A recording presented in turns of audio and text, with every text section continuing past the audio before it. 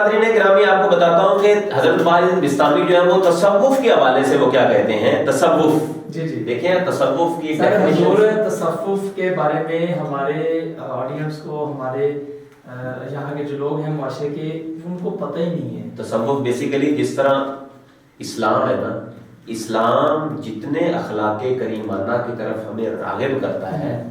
اور برے اخلاق سے ہمیں جتنا بچاتا ہے، جھوٹ ہے، دغا ہے، ٹھیک ہے، والدین کی نافرمانی ہے، جتنے بھی اخلاق رذیلہ ہیں،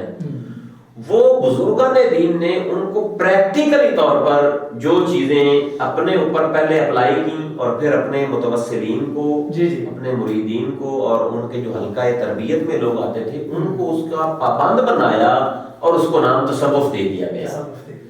اب حضرت باز بستامی جو ہے وہ تصوف کے بارے میں کیا کہتے ہیں، آپ فرماتے ہیں التصوف ہوا طرح النفس فی العبودیت، بندے کا اپنے آپ کو اللہ کی عبادت کے لیے وقف کر دینا، یہ تصوف ہے۔ اس کے بعد کہتے ہیں وَتَعْلِيقُ الْقَلْبِ فِي الرُّبُوبِيَّةِ، رب کی بارگاہ میں بندے کا ہر وقت دل معلق رہے، یعنی اللہ کی یاد میں رہے۔ اور تیسرے نمبر پہ کہتے ہیں وَإِسْتِعْمَالُ الْأَخْلَاقِ السَّنِيَّةِ،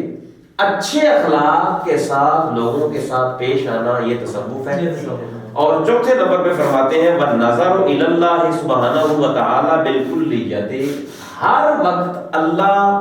آپ کی نظر میں رہے۔ جب اللہ آپ کی نظر میں رہے گا تو میرا خیال آپ کسی کا حق نہیں مار پائیں گے،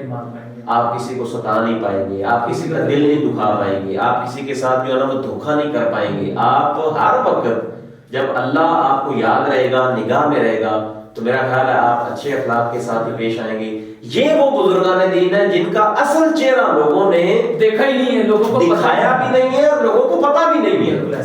ٹھیک ہے۔ تو یہ بڑا ہمیں افسوس ہوتا ہے کہ لوگوں کا ان سورس، حالانکہ تحقیق ہر کتاب آپ کے ایک کلک پہ ہے، پڑھی ہوئی ہے،